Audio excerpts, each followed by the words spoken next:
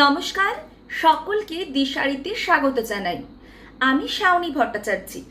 আজকে আমরা পড়ব দ্বাদশ শ্রেণীর অন্তর্গত খাদ্য সংরক্ষণ চ্যাপ্টার টি। ঠিক আছে, এই খাদ্য সংরক্ষণ যে অধ্যায়টি রয়েছে তার কিন্তু আমরা ফার্স্ট পার্টটা পড়েছি। কি খাদ্য সংরক্ষণ বলতে কি বোঝো, আর খাদ্য সংরক্ষণের প্রয়োজনীয়তা কি, খাদ্য সংরক্ষণের উদ্দেশ্য কি। আজকে আমরা পড়ব যে খাদ্য পচনের বিভিন্ন কারণ বা খাদ্য বিনষ্ট হওয়ার বা নষ্ট হওয়ার বিভিন্ন কারণ। ঠিক আছে, আমরা এই বিষয়ে পড়ব। আচ্ছা, খাদ্য নষ্ট হওয়ার বিভিন্ন কারণ আছে। প্রথমত বলি, যে কোনো খাদ্যই কিন্তু উদ্ভিজ্জ কিংবা প্রাণীজ উৎস থেকে আসে, তার মানে তার প্রাণ আছে। যদি প্রাণ থাকে তাহলে তার পচনও হবে, নষ্টও হবে। সেটা তো আর চিরকাল কিন্তু অবিকৃত অবস্থায় থাকবে না, সেটা সম্ভব না। তাহলে খাদ্য পচনের যে বিভিন্ন কারণ, সেই কারণগুলো আমরা এখানে ফার্স্ট উল্লেখ করছি। কি ফার্স্ট হলো জীবাণু, জীবাণুর আক্রমণ। আচ্ছা, জীবাণুর আক্রমণ যদি বলি, খাদ্য নষ্ট করে কোন কোন জীবাণু। আচ্ছা, জীবাণুর মধ্যে আমরা জীবাণুকে 3 ভাগে ভাগ করছি। একটা হলো ব্যাকটেরিয়া। আচ্ছা, ব্যাকটেরিয়া আছে, ব্যাকটেরিয়া ছাড়া কি ছত্রাক আছে, ছত্রাক বা মোল্ড। ঠিক আছে, আর কি আছে, আর হলো ইস্ট।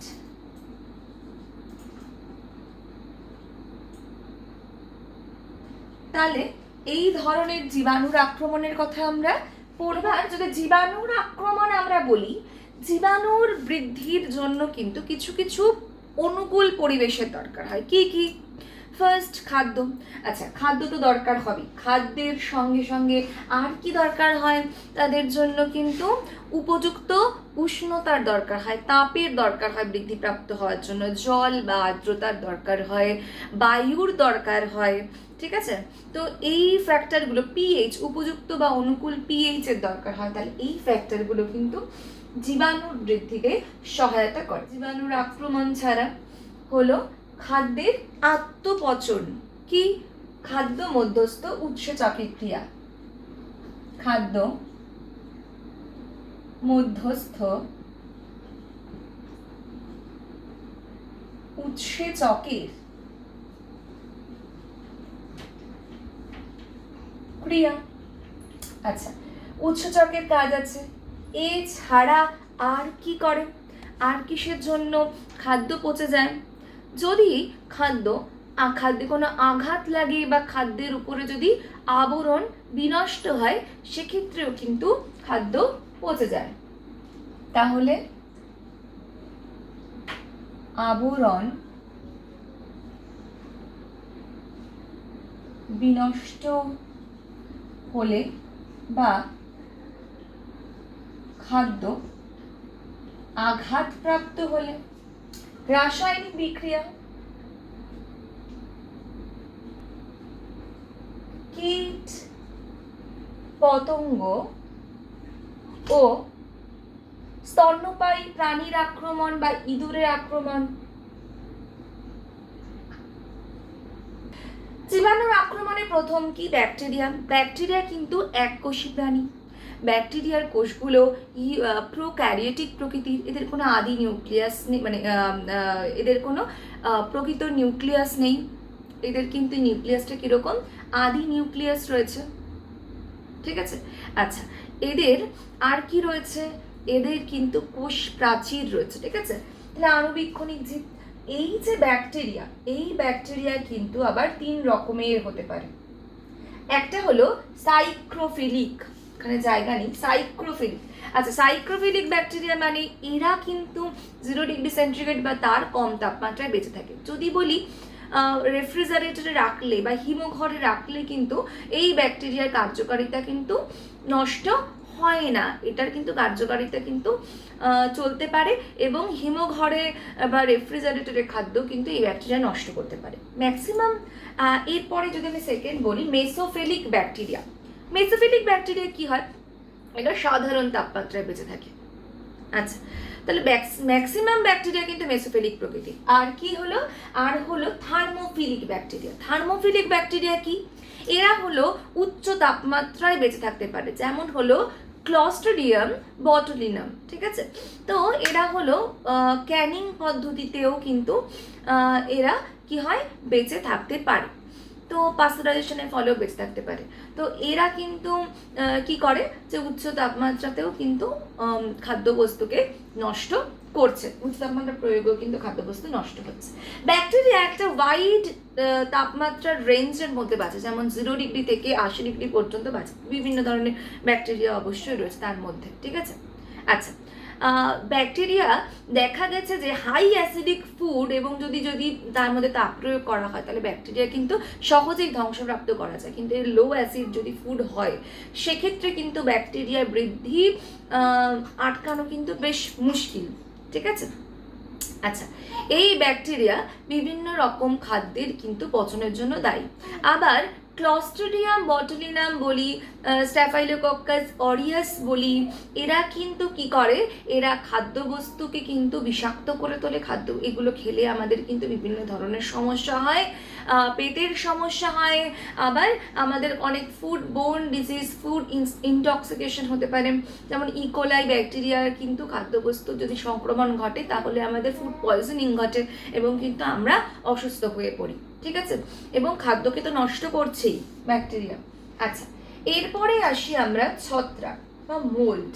আচ্ছা, আমরা দেখেছি কমলা লেবু যদি বেশ কিছুদিন রাখা হয় বা পাউরুটি বেশ কিছুদিন রাখা হয়, তার উপরে কি হয়, কিন্তু সাদা সাদা সাদা সাদা বা কালো কালো কালো কালো কেমন একটা ছত্রাক জন্মায়। আবার জ্যাম জেলি এগুলো মানে উচ্চ অভিস্রবণ চাপে যখন খাদ্যবস্তু সংরক্ষণ হচ্ছে তাতেও কিন্তু এদের নষ্ট করা যাচ্ছে না। জ্যাম জেলির ওপরেও যে ছাতা ছাতা পড়ে যায় সাদা সাদা গুঁড়ো গুঁড়ো, সেগুলো কিন্তু এই মোল্ড, ঠিক আছে। তাহলে মোল্ড কিন্তু জ্যাম জেলি বলো, গুড় বলো, মোলাসেস বলো, তারপরে ফল শাকসবজি, চিজ প্রভৃতির ওপর কিন্তু কি হয়, এরা বৃদ্ধিপ্রাপ্ত হয়ে সেগুলোকে নষ্ট করে। সাথে সাথে পরিবেশে এরা বেশি ভালো জন্মায় এবং এরা 25 ডিগ্রি থেকে 30 ডিগ্রি সেন্টিগ্রেডের সব থেকে ভালো এদের গ্রোথ দেখা যায়। আচ্ছা, আরেকটা জীবাণু কি আছে, আরেকটা জীবাণু হলো ইস্ট। আচ্ছা, আমরা যদি ফার্মেন্টেড কোনো ফ্রুট জুস দেখি, গাঁজানো ফলের রস, ঠিক আছে, সেক্ষেত্রে কিন্তু আমরা যে নিচে সাদা বা ধূসর রঙের তলানি পড়ে থাকতে দেখি, সেটা কিন্তু কি, সেটা ইস্টের। ইস্ট জ্যাম জেলিতেও আক্রমণ করতে পারে। ইস্ট কিন্তু অনেক খাদ্যতে কিন্তু অবাঞ্ছিতভাবে ইস্টের গ্রোথ হয়ে খাদ্যকে নষ্ট করে। তেমনি ধরো ইস্টের কিন্তু আবার এখন অনেক শিল্পে কিন্তু, বিশেষ করে বেকারি শিল্পে যদি বলি, ইস্টকে কিন্তু মানে একটা অনুকূল উপাদান হিসাবেও ব্যবহার করা হচ্ছে। কারণ আমরা জানি শর্করাকে কিন্তু ইস্ট কি করে, ফার্মেন্ট করতে পারে, ঠিক আছে। তো সেক্ষেত্রে CO2 উৎপন্ন করলো, অ্যালকোহল উৎপন্ন করলো, সেটা সম্ভব। তো ইস্ট কিন্তু অনেক শিল্পের ক্ষেত্রে একটি উপযুক্ত উপাদান হিসেবে ব্যবহৃত হচ্ছে এবং ইস্ট আবার কিন্তু খাদ্য পচনের জন্য দায়ী। আচ্ছা, খাদ্য মধ্যস্থ উৎসেচকী ক্রিয়া। একটা জিনিস বলি, আমরা ধরো গাছ থেকে আমরা কাঁচা আমটা পেড়ে নিলাম, ঠিক আছে, ঘরে কিছুদিন রেখে দিলাম, দেখলাম আমটা কি হচ্ছে, আমটা পেকে যাচ্ছে। আমটা আরো কিছুদিন রেখে দিলাম, 7 দিন আরো 10 দিন রেখে দিলাম, দেখলাম আমটা পচে যাচ্ছে। গাছ থেকে তো পেরে নিয়েছি, তাহলে গাছের সঙ্গে তো কোনো যোগাযোগ নেই, কেন হচ্ছে এর ভিতরে যে পরিবর্তনগুলো? এই পরিবর্তনের কারণ কিন্তু উৎসেচকের উপস্থিতি। উৎসেচক যদি উপযুক্ত তাপমাত্রা পায়, অনুকূল পরিবেশ পায়, তাহলে কিন্তু উৎসেচক কি হয়, উৎসেচক কিন্তু সক্রিয় হয়ে ওঠে। এই যে উৎসেচকগুলো সক্রিয় হলো, সেটা কেমন, ফল পাকাতে সহায়তা করলো, ঠিক আছে। ফল সবজি সেটা কিন্তু কি হচ্ছে, সেটাকে পাকাতে সাহায্য করছে। আবার যদি বেশি পরিমাণে বেশি দিন ধরে সেটাকে রেখে দেওয়া হয় তাহলে কিন্তু সেটা কিন্তু আরও রাসায়নিক পরিবর্তনের মাধ্যমে সেই ফল সেই সবজি কিন্তু পচনের দিকেও নিয়ে যায় এই উৎসেচক। তাহলে এই উৎসেচকের ক্রিয়াকে কিন্তু বিনষ্ট করতে ব্লাঞ্চিং পদ্ধতিতে ব্যবহার করা হয়। সেক্ষেত্রে কিন্তু ফুটন্ত জলে বা একদম বয়লিং ওয়াটারের মধ্যে খাদ্যবস্তুকে 2 থেকে 5 মিনিট ডুবিয়ে রেখে তাকে কিন্তু একদম চিল্ড ঠান্ডা বরফ জলের মধ্যে চুবানো হয়। ফলে খাদ্য মধ্যস্থ যে জারণধর্মী উৎসেচকগুলো আছে সেগুলো বিনষ্ট হয় বা সেগুলো নিষ্ক্রিয় হয়, বিনষ্ট বলবো না, নিষ্ক্রিয় হয়ে যায়। আবার উচ্চ তাপমাত্রা 80 ডিগ্রি বা তার বেশি তাপমাত্রায় যদি খাদ্যবস্তুকে উত্তপ্ত করা হয় তাহলেও কিন্তু কি হয়, এই উৎসেচক কিন্তু কি হয়, বিনষ্ট হয়ে যায়। ঠিক আছে, তাহলে খাদ্যের আত্মপচন, এটা উৎসেচকটা মেইনলি কি করে, খাদ্যের আত্মপচন মানে নিজের থেকেই খাদ্য কি হয়, পচে যায়। তার জন্য কিন্তু বাইরের কোনো জীবাণুও লাগে না বা কিছুও লাগে না।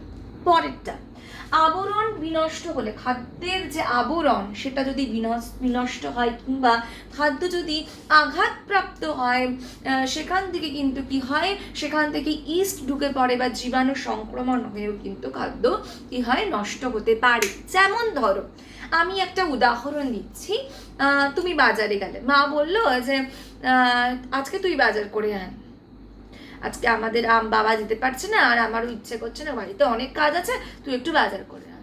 তুমি তো আজকে প্রথম বাজারে গেলে, সেক্ষেত্রে কি হতে পারে, তুমি ফার্স্টে গিয়ে এই বাজার থেকে কি করলে, ধনেপাতা, পালং শাক এগুলো কিনলে, কলা কিনলে, আঙুর কিনলে, মা যা যা লিস্টে বলে দিয়েছে সেগুলো কিনলে, আম, পাকা পাকা আম উঠেছে একদম, এই সময় আম তো পাওয়াই যায়, আম কেনা হলো। এরপরে কি মনে হলো যে বাজারে ঘুরতে ঘুরতে এই আলুটা তো মা বলেছিল, আলুটা কিনে নিলাম। এবার মনে হলো কুমড়ো, মা পুরো কুমড়োটা যদি আমি নিই তাহলে 15 টাকা করে কেজি পড়ছে। এমনিতে আমি হিসাব করলাম কুমড়োর কেজি তো তাহলে 30 টাকা করে, এখানে 15 টাকা কেজি দিচ্ছে, যদি আমি পুরো কুমড়োটা নিই। আজকে আমি একটা কাজ করি, পুরো কুমড়োটাই কিনে নিয়ে যাই। তা আমরা কি করলাম, পুরো কুমড়োটাই, ও কি করলো, পুরো কুমড়োটাই কিনে নিয়ে ওর উপরে চাপিয়ে দিল। ঠিক আছে, আচ্ছা, তো এইরকম করে বাজারটা কমপ্লিট করলো। তাহলে আমরা কি দেখবো, কুমড়োটা, অত বড় কুমড়োর বেশ ওজন, সেটা কলার ওপর চাপ দিল, আমের ওপর চাপ দিল, পালং শাক, ধনেপাতা সবার নিচে, তাহলে সেগুলো কি হবে, সেগুলোর মধ্যে কিন্তু কি ঘটবে, পচন দেখা যাবে, আঘাতপ্রাপ্ত হবে। সেই আঘাতপ্রাপ্ত জায়গা থেকে কিন্তু জীবাণু সংক্রমণ হবে। যেমন ডিমের যদি ডিম ফেটে যায়, সেখানের মধ্যে থেকেও কিন্তু ইস্ট ঢুকে পড়ে বা ওখানে জীবাণু সংক্রমণ ঘটিয়ে কিন্তু সেই খাদ্যবস্তু কি করে, পচন ঘটায়। রাসায়নিক বিক্রিয়া কিন্তু খাদ্যের মধ্যে অনেক কারণে হতে পারে। যদি সেটা কীটনাশকের সংস্পর্শে আসে তাহলে রাসায়নিক বিক্রিয়া হতে পারে, যদি কোনো হেভি মেটালস, ভারী ধাতু সংস্পর্শে আসে তাহলে রাসায়নিক বিক্রিয়া হতে পারে, কোনো জীবাণুর যদি সংক্রমণ হয় তাহলে রাসায়নিক বিক্রিয়া হতে পারে, খাদ্য মধ্যস্থ উৎসেচক সেটাও কিন্তু খাদ্যের মধ্যে বিভিন্ন ধরনের রাসায়নিক পরিবর্তন ঘটাতে পারে। তাহলে উপযুক্ত উত্তাপ যদি পায়, উপযুক্ত আর্দ্রতা যদি পায়, বায়ুর উপস্থিতি যদি পায়, সেক্ষেত্রে কিন্তু জীবাণুর বৃদ্ধি খুব দ্রুত হয়ে কিন্তু কি হয়, খাদ্যের মধ্যে অনেক রকম রাসায়নিক বিক্রিয়া হতে পারে এবং খাদ্য কিন্তু কি হয়, খাদ্যের পচন ঘটতে পারে।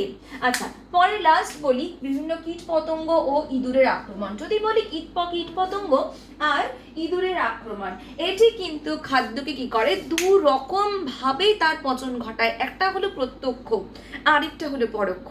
প্রত্যক্ষ কি করে বলবো, প্রত্যক্ষ হলো গুদামজাত খাদ্য, দানা শস্য, এগুলো কিন্তু কীট পতঙ্গ, ইঁদুর এরা খেয়ে কি করে, এদের কিন্তু নষ্ট করে। আমরা যদি দেখি আটা ময়দা অনেক দিন ধরে রেখে দিলাম তাহলে তার মধ্যে কেরি পোকা জন্মায়, আরো বেশি দিন রাখা হলো তার মধ্যে একটা লেদা লেদা পোকা জন্মায়, সাদা সাদা ছোট ছোট পোকা জন্মায়, আবার মিলওয়ার্ম কিন্তু তার মধ্যে জন্মাতে পারে।